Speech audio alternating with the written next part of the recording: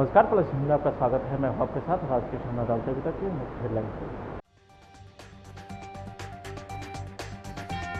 महाराष्ट्र की कंपनी ने बिहार में किया करोड़ों का घपला, सदन में मंत्री ने किया शिकायत।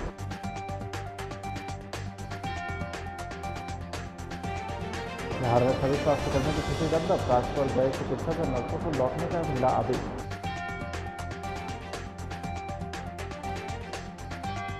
पटना में कोरोना मरीज की संख्या 2 दिनों में हुआ दोगुना, अब तक 183 कोरोना पॉजिटिव मरीज की हुई पहचान। और राजधानी पटना में नगर निगम के द्वारा स्वच्छता अभियान चलाए गए। अब खबरें विस्तार से। बिहार विधानसभा में श्रम संसाधन विभाग में बड़ी गड़बड़ी पर चर्चा हुई है। मंत्री ने स्वीकार किया है कि गड़बड़ी हुई और कार्रवाई भी करेंगे। सत्ता पक्ष या विपक्ष के सदस्यों ने कहा है कि महाराष्ट्र कि जिस कंपनी को श्रम विभाग ने बेरोजगारों को ट्रेनिंग देने के लिए नॉलेज पार्टनर बनाया था, उसने भारी गड़बड़ी की और विभाग ने बिना काम के पेमेंट भी किया। इसलिए उच्च स्तरीय जांच कराई जाएगी। आरोपों को गंभीरता से लेते हुए विधानसभा अध्यक्ष विजय सिन्हा ने पूरे मामले की जांच सदन की कमेटी से कराने के आदेश दिए। श्रम संसाधन मंत्री जीवेश कुमार ने सदन में बताया कि MKCL कंपनी जो महाराष्ट्र की है, उसे ट्रेनिंग का जिम्मा दिया गया था। उसने पोर्टल भी बनाया था, लेकिन उसने नहीं बनाया। 2020 में पोर्टल बनाया गया। जांच में यह पता चला कि महाराष्ट्र की कंपनी ने 24,59,000 रुपये से अधिक की राशि भी ले ली, लेकिन आगे जब उसका भुगतान होगा तो उसमें यह राशि काट ली जाएगी। 2020 में इन्होंने पोर्टल बनाया। क्या महोदय, इस बीच में जो नियोजन करना था, जो यहाँ के आयोजक थे जिनको वो आज तक युवक नियोजित नहीं हो सका महोदय, इसके लिए जवाबदेह कौन है महोदय? उसके बाद भुगतान जो इस बीच में महोदय 50 करोड़ से अधिक का हुआ है महोदय, वो 50 करोड़ कहाँ गया महोदय? मेरा सीधा सवाल है महोदय। माननीय मंत्री, हुजूर 50 करोड़ की भुगतान इसमें नहीं हुई है। पोर्टल जो बनाना था, पोर्टल के लिए पर स्टूडेंट 27 रुपये 75 पैसे अधिक MKCL को पेमेंट हो गया है। हमने उसको चेक भी किया है, कराया है विभाग से। उसमें उसने पोर्टल के एवज में बिल रेज किया है, वो गलती उसकी पकड़ी गई है और उसकी जांच हम विभागीय स्तर पर करा रहे हैं और जो कठोरतम कार्रवाई इसमें विधि सम्मत होगा हम करने के लिए तैयार हैं हुजूर। माननीय सदस्य, बिहार में बेहतर प्रदर्शन करने वाले विधायक को सम्मानित किया जाएगा। विश्व अध्यक्ष विजय सिन्हा ने कहा है कि उत्कृष्ट सांसद की तर्ज पर अब उत्कृष्ट विधायक का चयन किया जाएगा। इसके लिए एक कमेटी गठित की जाएगी। उत्कृष्ट विधायक के नाम का ऐलान विधानसभा अध्यक्ष करेंगे। बिहार विधानसभा में अध्यक्ष विजय सिन्हा ने इसका ऐलान किए हैं। उन्होंने कहा है कि बिहार की छवि और सम्मान बढ़ाने को लेकर भी यह निर्णय लिया गया है। विश्व अध्यक्ष ने कहा है कि उत्कृष्ट विधायक चयन को लेकर के पुरस्कार समिति का गठन किया जाएगा। अगर कोई विधायक एक बार उत्कृष्ट हो गए फिर दोबारा उनका चयन नहीं होगा पुरस्कार में विधायक, तो प्रशस्ति पत्र और 20 की आकृति का रजत अनुकृति मिलेगी। पुरस्कार समिति विधायक के सुझाव लेगी और उस पर अमल होगा। माननीय सदस्यगण, हम लोग सुनते हैं, पढ़ते हैं कि उत्कृष्ट विधायक का पुरस्कार देने की नियमावली लोकसभा के अंदर भी बनी हुई है और अपने यहां भी आप लोगों के सुझाव और हमारे कई वरीय अभिभावक भी बैठे हैं, जो 9 बार 8 बार 7 बार के लोग भी बैठे हैं। इनके अनुभवों को समाहित करते हुए, ठीक है कि बहुत सारे नए मंत्री हैं, विधानसभा अध्यक्ष भी नए हैं, नेता प्रतिपक्ष भी नए हैं, सबको सुनने का मौका और सीखने का मौका भी मिल रहा। तो उत्कृष्ट विधायक का पुरस्कार प्रतिवर्ष प्रदान किया जाएगा। इस पुरस्कार में एक प्रशस्ति पत्र और बिहार विधानसभा मुख्य भवन की रजत अनुकृत शामिल होगी। यह पुरस्कार उत्कृष्ट विधायक को दिया जाएगा, जिसका चयन पुरस्कार समिति द्वारा किया जाएगा। यदि पुरस्कार समिति किसी वर्ष किसी को पुरस्कार न देने का निर्णय करती है तो ये तदनुसार सिफारिश कर सकेगी। पुरस्कार की घोषणा अध्यक्ष बिहार विधानसभा द्वारा निर्दिष्ट समय में किया जाएगा। अहर्ता बिहार विधानसभा का सदस्य इस पुरस्कार को प्राप्त करने के लिए अर्हत होगा। तथापि सदस्य जिसे एक बार यह पुरस्कार मिल गया है, उसके नाम पर परवर्ती वर्षों में पुरस्कार के लिए विचार नहीं किया जाएगा। पुरस्कार समिति और अन्य इसके नियमावली के लिए आप लोगों से हम लोग सुझाव मांगेंगे, उसको समाहित करते हुए एक बार विस्तार से, ताकि बिहार की जो छवि है, बिहार के सदस्यों का छवि और सम्मान और राज्य के जनहित की समस्याओं के प्रति यहाँ के लोगों की गंभीरता पूरे देश के अंदर ये संदेश जाए यही हमारी आप सबों से कामना है। कोरोना के बढ़ते प्रभाव को देखते हुए बिहार सरकार के स्वास्थ्य विभाग ने राज्य के सभी स्वास्थ्य कर्मियों की छुट्टी अगले 5 अप्रैल तक रद्द कर दी है। साथ ही जो चिकित्सक व नर्स छुट्टी पर गए हुए हैं उन्हें फौरन काम पर लौटने का आदेश मिला है। स्वास्थ्य विभाग के संयुक्त सचिव अनिल कुमार ने इस संबंध में निर्देश भी जारी किए हैं। एक बार फिर से कोरोना के बढ़ते प्रभाव को देखते हुए बिहार सरकार ने स्वास्थ्य कर्मियों की छुट्टी 5 अप्रैल तक के लिए रद्द कर दी है। स्वास्थ्य विभाग के निर्देश के मुताबिक राज्य के सभी चिकित्सा पदाधिकारी को लेकर के निर्देश प्रमुख तक प्राचार्य अधीक्षक मेडिकल कॉलेज अस्पताल से लेकर जूनियर रेजिडेंट एवं विशिष्ट चिकित्सा संस्थान के निदेशक तक की छुट्टी को रद्द कर दी गई है। राज्य के आयुष डॉक्टर का मानदेय सरकार जल्दी बढ़ाएगी। बिहार विधानसभा में आयुष डॉक्टर का मानदेय बढ़ाकर एमबीबीएस डॉक्टर के बराबर किए जाने का मामला सदन में उठा। आरजेडी विधायक आलोक मेहता ने इससे जुड़ा सवाल प्रश्नोत्तर काल में उठाया और सरकार की तरफ से जवाब देते हुए स्वास्थ्य मंत्री मंगल पांडे ने कहा है कि एमबीबीएस डॉक्टर के मानदेय की वृद्धि के बाद अब आयुष डॉक्टर के मानदेय बढ़ाया जाएगा। महोदय, उत्तर मुद्रित है, पूरक पूछ लें। महोदय, 4 दिसंबर 2018 की कैबिनेट मीटिंग में 20वें प्रस्ताव के रूप में यह पारित किया गया कि जो एमबीबीएस डॉक्टर हैं और आयुष डॉक्टर हैं सबका मानदेय बराबर दिया जाएगा। 2007 को उसी आलोक में एक आदेश निकला 16A327/13। इस आदेश के तहत एमबीबीएस का मानदेय बढ़ा दिया गया। इस तरह का आदेश निकला। आयुष डॉक्टरों का मानदेय बढ़ाने का निर्णय आप पूरा पूछिए। महोदय, मेरे पास सारे पत्र हैं। उसके बाद बिहार सरकार ने एमबीबीएस डॉक्टरों का मानदेय बढ़ाया, लेकिन आयुष डॉक्टरों का मानदेय नहीं बढ़ा। मानदेय बढ़ाने का निर्णय कैबिनेट से 2018 में लिए जाने के बाद विभाग अभी तक, माननीय मंत्री ने उत्तर दिया कि अभी तक विचार कर रही है। क्या विभाग कैबिनेट से ऊपर है या जो जांच करता है? जब कैबिनेट का निर्णय महोदय, जल्द से जल्द उनका मानदेय बढ़ाया जाए। आयुष डॉक्टर ये सुझाव हुआ। समय सीमा कब तक बढ़ाएंगे? माननीय मंत्री महोदय, माननीय सदस्य ने जिस 2018 के कैबिनेट बैठक की चर्चा की, उसी बैठक के आलोक में आयुष चिकित्सकों का मानदेय बढ़ा के 44,000 किया गया। मैं माननीय सदस्य को बताना चाहता हूं कि उसके पहले आयुष चिकित्सकों को अपने राज्य में 20,000, 22,000 और 24,000 के 2 स्लैब में उन लोगों को वेतन दिया जाता था और 22,000, 24,000 से बढ़ा के सीधा 44,000 उस 2018 के कैबिनेट के निर्णय के आलोक में किया गया है। उसके बाद, ये ठीक है कहना माननीय सदस्य का, उसके बाद एमबीबीएस के चिकित्सकों का मानदेय बढ़ाया गया है।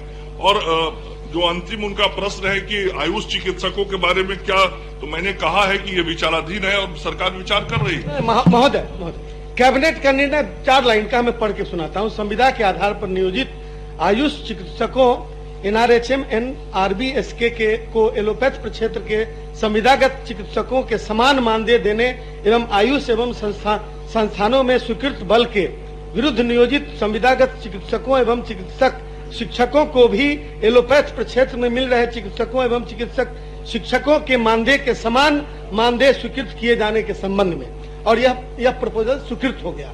महोदय, ये समान मानदेय देने की स्वीकृति पहले कैबिनेट दे दी है। ऐसा नहीं था कि पहले से कोई लंबित था। अब आगे कोई भी निर्णय हो रहा है उसमें उनको छोड़ दिया जा रहा है। उस डॉक्टरों को जब एक बार कैबिनेट का निर्णय हो गया तो फिर उसके बराबर होना चाहिए था। ठीक है, आपके सुझाव ग्रहण किए। नहीं, स्पष्ट हो जाए। माननीय सदस्य जो कर रहे हैं उनके ध्यान में होना चाहिए।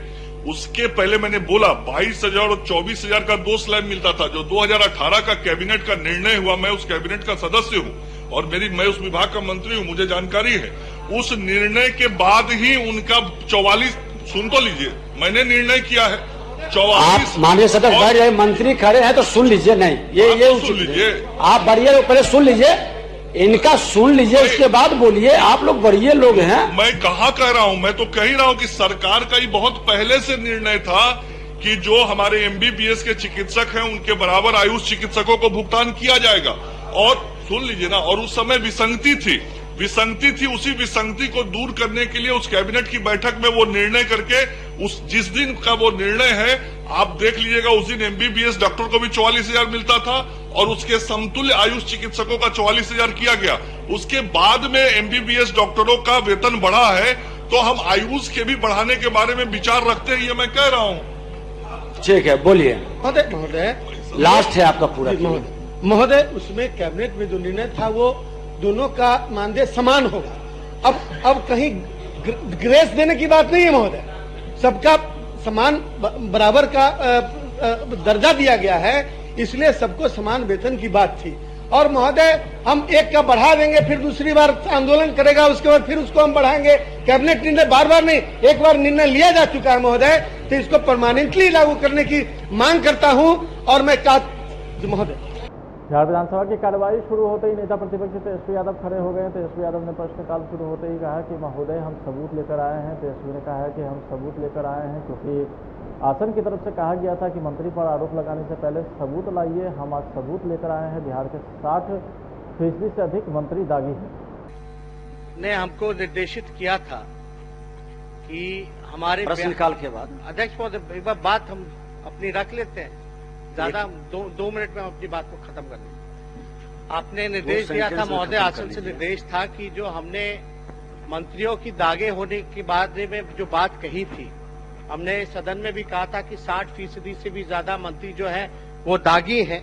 आपने बोला था कि तथ्य जो है वो पेश करने के लिए, तो हम जो तथ्य है महोदय वो लेकर के आए हैं। 12 बजे का प्रश्नोत्तर काल के बाद बिहार की राजधानी पटना में कोरोना मरीज की संख्या एक बार फिर से तेजी से बढ़ने लगी है। पिछले 2 दिनों में कोरोना पॉजिटिव मरीजों की संख्या दोगुनी हो गई है। सरकारी आंकड़े के मुताबिक सक्रिय मरीजों की संख्या 183 पर पहुंच गई है। एम्स में जहां 28 से मरीज भर्ती होकर इलाज करा रहे हैं, तो वही पीएमसीएच में भी 4 कोरोना संक्रमित मिले हैं। पिछले 24 घंटे में पीएमसीएच में 876 लोगों के सैंपल की जांच की गई है, जिनमें से 4 संक्रमित मिले हैं। इनमें से पीएमसीएच के 3 मरीज और एक मुंगेर का मरीज है। आपको बता दें कि पीएमसीएच में प्रतिदिन 1200 लोगों की जांच RT-PCR से करनी है, लेकिन इतनी संख्या जांच नहीं हो पा रही है। पटना के डीएम ने कोरोना संक्रमण को देखते हुए जांच तेज करने के आदेश दिए हैं। हालांकि पटना में अभी तक 53,096 लोग संक्रमित हो चुके हैं, उनमें से 52,466 लोग ठीक भी हो चुके हैं। बिहार में तकरीबन 45 दिन बाद कोरोना मरीज की संख्या 100 के पार हो गई।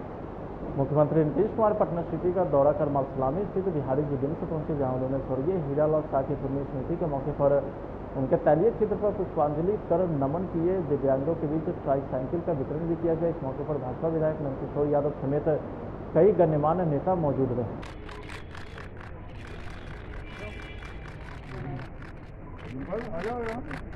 राजधानी पटना में नगर निगम के द्वारा स्वच्छता अभियान चलाया गया। इसी कड़ी में पटना सिटी के चौक शिकारपुर स्थित वार्ड नंबर 62 के महिला पार्षद तारा देवी के नेतृत्व में स्वच्छता अभियान चलाया गया, जहां नगर निगम की टीम पूरे क्षेत्र में घूम कर साफ सफाई कर लोगों को जागरूक भी किया। तो वहीं पार्षद तारा देवी का कहना था कि पटना शहर को साफ सुथरा बनाना है, जिसमें लोगों को सफाई के प्रति स्वच्छता अभियान के तहत जागरूक भी किया गया।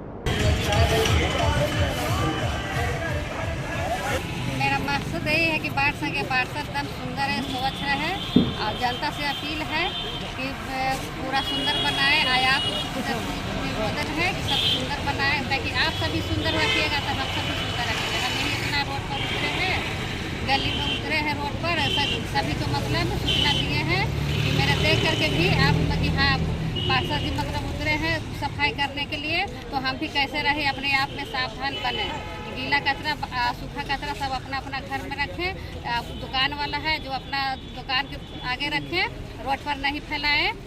पटना के सबसे पॉश बोरिंग रोड के इलाके में पानी टंकी के पास कूड़ा डंपिंग केंद्र बनाए जाने को लेकर के सैकड़ों लोगों ने आक्रोशपूर्ण प्रदर्शन किया है। कूड़ा डंपिंग केंद्र बनाए जाने को लेकर के हजारों की आबादी दुर्गंध से प्रभावित है। आपको बता दें कि इस मामले को लेकर के सदन में भी हंगामा हो चुका है। बुजुर्ग पे अत्याचार बंद करो, बंद करो, बंद करो। बच्चों पे अत्याचार बंद करो, बंद करो, बंद करो। मनमानी नहीं चलेगी, नहीं चलेगी, नहीं चलेगी। क्या है पूरा मामला? ये एक्चुअली आंदोलन जो चल रहा है, ये प्रदर्शन हो रहा है कचरा हटाने के संदर्भ में। ये न्यू पाटलिपुत्रा कॉलोनी का इसमें पार्क पहले बनना था। बाद में इन लोगों ने क्या किया कि इसमें गाड़ी अपना लगाना शुरू किया। पिछले 2 साल से गाड़ी लगा रहे थे, वो कचरे की गाड़ी आकर यहाँ कैंपस में लगती थी, उससे भी गंदगी निकलता था। बाद में कोई आदमी विरोध नहीं किया, तो ये लोग ले आकर के पूरे अंचल का कचरा यहाँ जमा करते हैं, और इससे जो दुर्गंध निकलता है, बदबू निकलता है, मक्खियाँ आती है, इससे बैक्टीरिया वायरस निकलता है, जिसकी वजह से हमारे अपार्टमेंट और अगल बगल के लोग जितने भी लोग हैं कब से ये बीमार हो रहे हैं। कब से ये समस्या है? अरे ये पिछले 3 महीना से तो कचरा जो जमा कर रहे हैं उससे हम लोग की समस्या बढ़ी हुई है। अभी तक यहाँ पर 3-4 आदमी काफी गंभीर रूप से बीमार हो चुके हैं। 2-3 आदमी का तो मृत्यु भी हो चुका है। स्थानीय वार्ड पार्षद से कंप्लेन किया है आप? हम लोग सब जगह कंप्लेन किए हैं। हम लोग तो सीएम के यहाँ सबके यहाँ हम लोग लेटर लिखे हैं। विधायक जी से भी बोले हैं। हाँ, विधायक जी से भी संपर्क किया है और उन्होंने आश्वासन दिया है कि हम इसे यहाँ से हटाएंगे। विधान परिषद में भी सवाल उठा है, लेकिन अभी तक कोई समाधान नहीं हुआ है।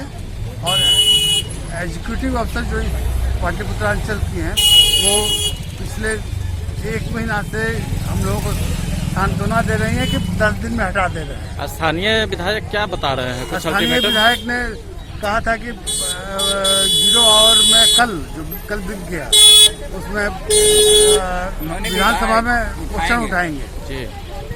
अब देखिए क्या होता है। खबर रोहतास जिला के नासरीगंज से है, जहां उत्क्रमित मध्य विद्यालय बलिया में पढ़ने वाले 40 बच्चे जंगली जहरीली फल खाने से बीमार हो गए। बताया जाता है कि स्कूल में छुट्टी के बाद बच्चे घर के लिए निकले थे। इसी दौरान रास्ते में कोई जंगली फल खा लिया, जिसके कारण 40 बच्चे उल्टी और दस्त की शिकायत के बाद निजी अस्पताल में भर्ती किया गया।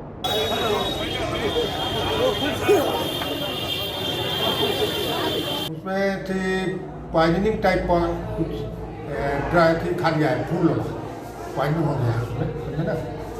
अभी बच्चों की क्या स्थिति है? स्थिति ठीक है, करीब सब लोग ठीक हो जाएगा। मतलब क्या बेहोश हो गया है लोग? क्या ना बेहोश नहीं है लोग। अच्छा, बेहोश नहीं है, उल्टी हुआ है, पैखाना हुआ है, उल्टी और पैखाना हुआ है और कुछ बेचैनी है। कितने बच्चे लगभग एडमिट हैं? 28। मतलब वो कौन सा फल था, आपको पता है कौन फल था? उसका नाम हुआ जाता है। मुजफ्फरपुर जिले में चोरों का आतंक जारी है। आए दिन चोरों के द्वारा कहीं न कहीं चोरी की घटना को अंजाम देकर आसानी से भाग निकलता है। तो वहीं ताजा मामला जिले के काटी थाना क्षेत्र का है, जहां अज्ञात चोरों ने एक आभूषण दुकान को निशाना बनाया और बड़े नीडर से दुकान के पीछे दीवार तोड़कर चोरी की घटना को अंजाम देकर तकरीबन 8 से 10 लाख रुपए के आसपास की चोरी कर भाग निकला।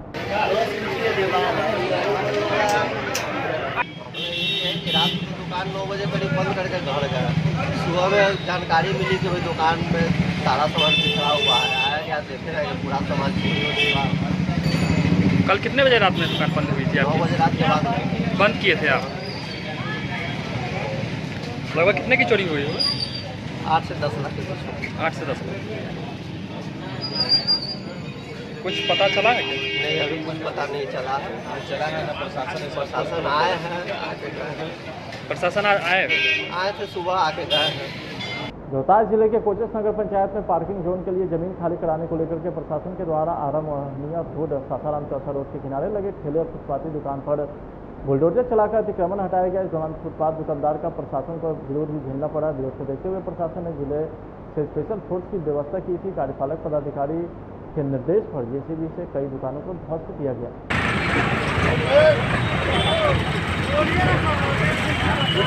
नगर पंचायत के कार्यपालक पदाधिकारी द्वारा खेतपूर्ण ढंग से अतिक्रमण हटाया जा रहा है। अतिक्रमण हटाने के नाम पर जो मजबूत लोग हैं उनका अतिक्रमण नहीं हटाया जा रहा है। मात्र जो रोजी रोटी चलाते हैं ठेला गुमटी पर, उनको उजाड़ करके इसकी खाना पूर्ति की जा रही है। और कोई समस्या यहाँ पे? यहाँ है कि टॉर्चर करने के लिए, भय दिखाने के लिए अर्थ मूवर के सहारे पहले तो सफाई के नाम अर्थ मूवर से बनी हुई पीडब्ल्यू की सारी नालियों को ध्वस्त कर दिया, समूचा स्लैब तोड़वा दिया और नतीजा है कि उसको लूटने का थे पीडब्ल्यूडी की बनी हुई नाली को भी तोड़वा दिया। जो परंपरागत सर्वे कर रहा था उसको बंद करके गंदा पानी बहवा रहा है पीडब्ल्यूडी के कार्यालय कैंपस में। और इसका विरोध करने का नतीजा है कि जो लोग विरोध करेंगे उसको धमकी देता है, अपने गुर्गों से धमकी दिलवाता है कि जेसीबी लगाकर नोचवा देंगे। यह थ्रेटनिंग है इसकी। बिहार के औरंगाबाद सीआरपीएफ 47वीं बटालियन के द्वारा 42वां स्थापना दिवस मनाया गया। स्थापना दिवस पर 5 किलोमीटर मैराथन दौड़ प्रतियोगिता का भी आयोजन किया गया। सीआरपीएफ के कमांडेंट याद राम बुनकर ने हरी झंडी दिखाकर रवाना किया। शहर के दानी दीघा स्थित सत्येंद्र नारायण सिंह पार्क से दौड़ का शुरुआत हुआ, जो रमेश चौक होते हुए 5 किलोमीटर दौड़ की प्रतियोगिता का आयोजन किया गया। वहीं औरंगाबाद के रफीगंज प्रखंड के शहर के एक निजी भवन में किसान मजदूर मोर्चा का बैठक किया गया। बैठक की अध्यक्षता भोला प्रसाद वर्मा ने की, संचालन चंद्रशेखर प्रसाद यादव ने किया। बैठक में लोगों ने अपने संगठन को मजबूत और आसपास में हो रहे अत्याचार के खिलाफ लड़ाई को मजबूती से लड़ने की बात कही। मोर्चा को मजबूत बना के रखना और मोर्चा में कोई विभाजन नहीं हो, कोई नहीं विभाजन, इसलिए मैं कहा।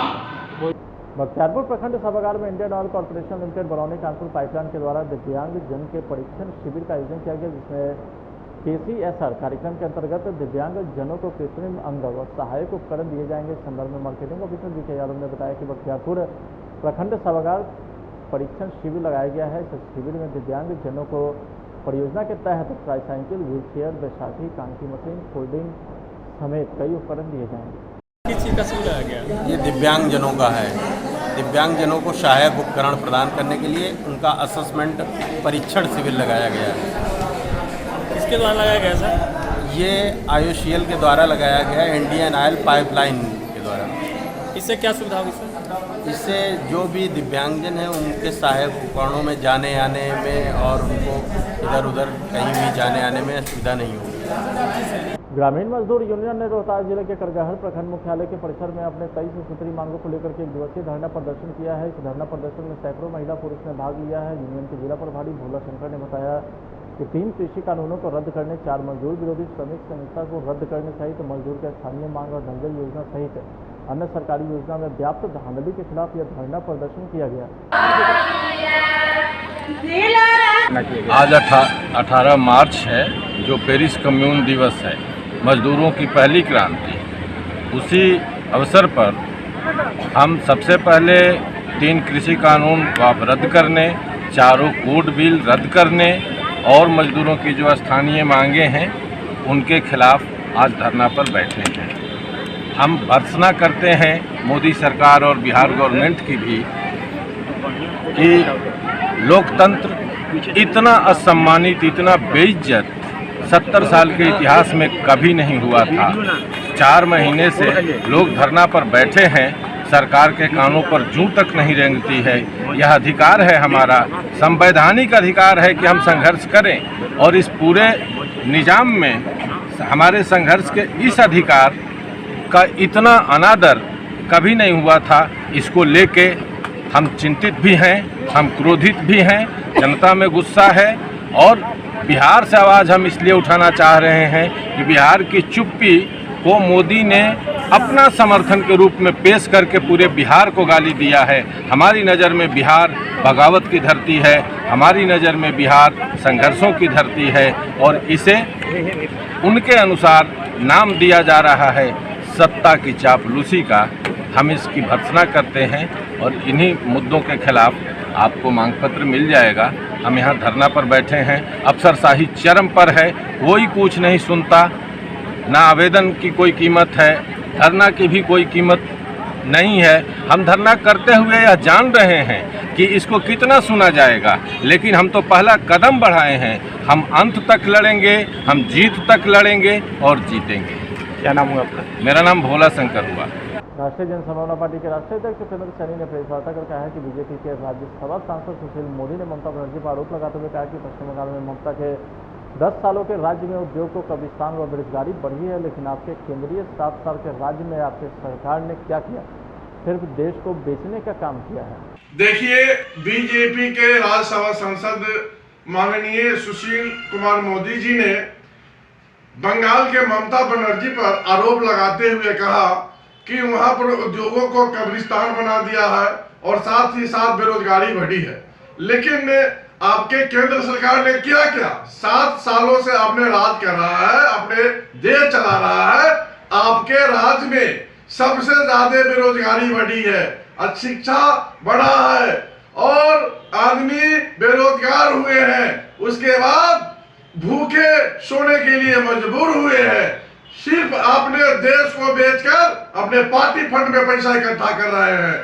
आपने हजारों कंपनियों पर ताला मरवा दिया, आपने जीएसटी लगाया, आपने नोटबंदी किया। देश को धरातल में लेकर जाने का काम बीजेपी ने किया। इसीलिए हम 5 राज्यों में जहां इलेक्शन हो रहा है, पूरे वोटर से आग्रह और निवेदन करते हैं, बीजेपी सरकार को, एनडीए को कतई वोट नहीं देना है, नहीं तो जिस प्रकार देश को बेचते हुए जा रहा है उसी प्रकार पूरे प्रदेश को बेच देगा। इसीलिए बीजेपी को वहां से मुंह को खानी पड़ेगी। जय हिंद, जय भारत, जय राजपाल। काला की खबर बताइए, आप देख रहे हैं प्रश्न न्यूज। नमस्कार।